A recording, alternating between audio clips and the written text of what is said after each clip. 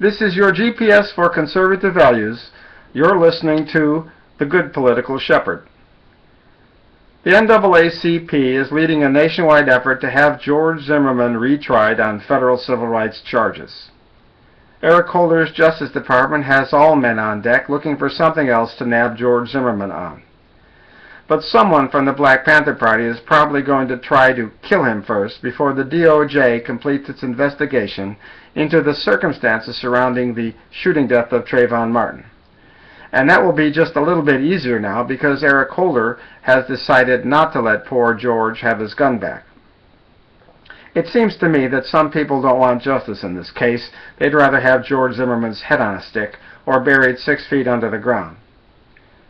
And they'd rather like to make Trayvon Martin into some kind of a national hero, which he obviously wasn't. The lawyer for the family of Trayvon Martin wants to elevate their deceased son into some kind of a national icon, on the same level with Martin Luther King Jr. or J. Medgar Evers, neither of whom Trayvon Martin was.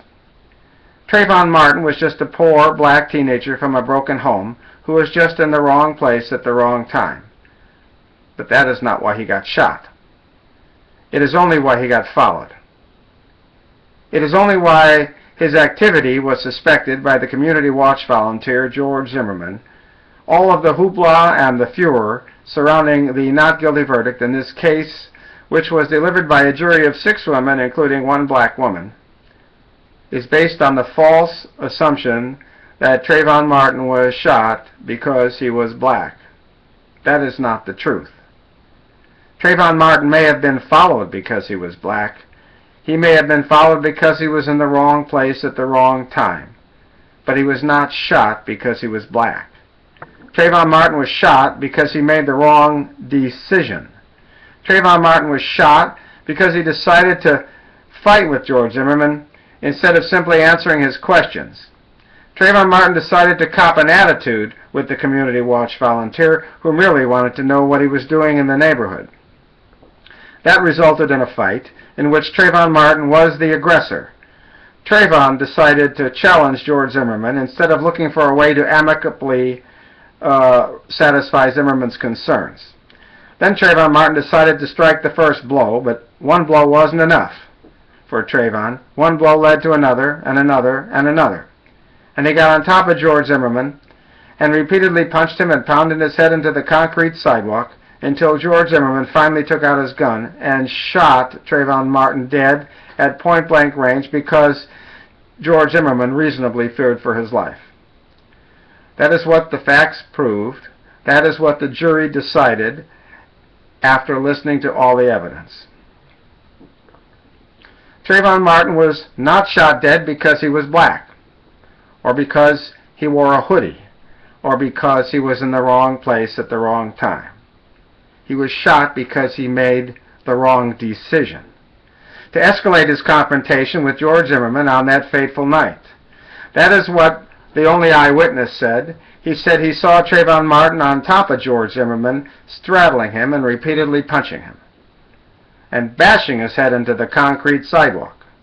That is what the photos of the back of Zimmerman's head revealed, and that is what police testimony to the effect concluded when they said that the photos showed that George Zimmerman's clothing looked like he had been laying on the ground.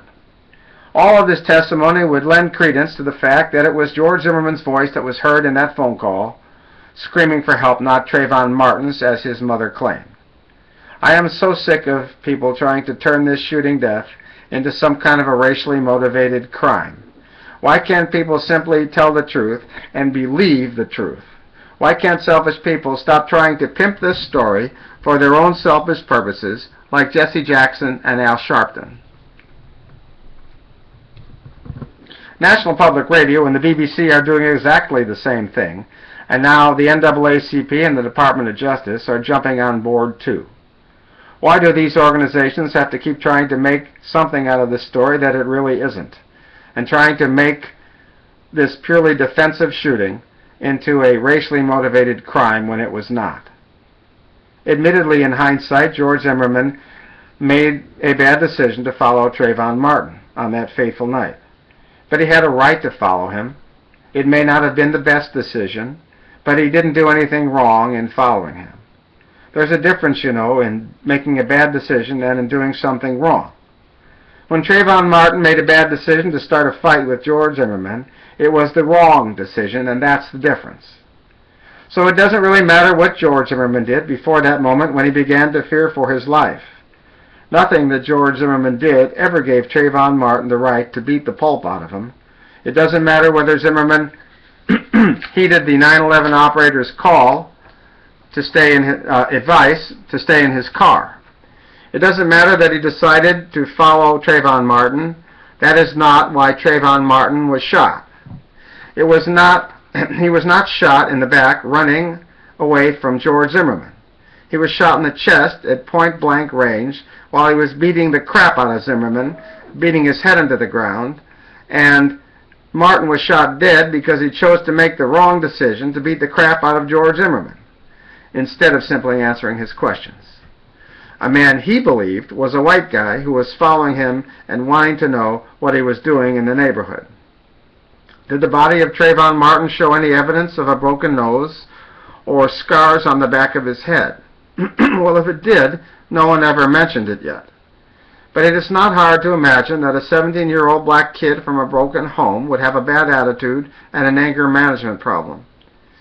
It is not hard to imagine that a young black man would have a chip on his shoulder, especially if he thought that some white guy was following him, demanding to know what he was doing in the neighborhood.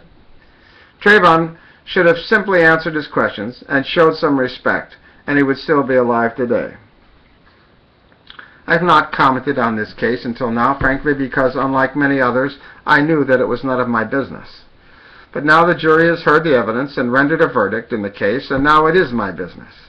I am fed up with all of the manipulation of the circumstances surrounding this case in order to try to make it appear like it was some kind of a racially motivated crime when it was not, or to try to make George Zimmerman guilty of murder when he is not, or to try to make Trayvon Martin into some kind of a hero when he is not. I am sorry that the mother and the father of this young man had to lose their son, but perhaps if they had remained together and taught their son how to exercise better judgment, then he would not have chosen to start a fight with George Zimmerman on that fateful night, and he'd still be alive today. However, that is not George Zimmerman's fault, and all of their feelings of guilt or of what they could have done differently will not bring back their dead son. I'm sorry, but they should not take their own guilt out on an innocent man, regardless of what his race happens to be. Perhaps the mother and the father of Trayvon Martin should be on trial for parental neglect, instead of putting George Zimmerman on trial for shooting his assailant in self-defense. Maybe the parents of the deceased 17-year-old boy should look inward instead of outward for the actual causes of their son's death, instead of trying to blame it on someone else. Certainly, Jesse Jackson and Al Sharpton should be held accountable for falsely claiming that this was a racially motivated crime when it was not, and for suggesting that the Justice Department has somehow been unfair to African Americans again. National Public Radio and the BBC should be compelled to answer for their recklessness in turning this trial of George Zimmerman into a worldwide media event and some kind of a public circus in order to stir up racial divisions in our country. Finally, the NAACP should be investigated for whipping up the furor over the verdict and trying to make George Zimmerman's trial into a white versus black issue in order to keep their name in front of the public. Everybody should just stop trying to further punish George Zimmerman, who has already suffered enough for his fateful decision that night to follow Trayvon Martin, and after being pushed to the ground and repeatedly punched, to finally pull out his gun and shoot his assailant in order to save his own life. But nothing that George Zimmerman did ever gave Trayvon Martin the right to throw the first punch or knock Zimmerman to the ground and begin pummeling him. Enough is enough already, so let's move on, please. Thanks for listening.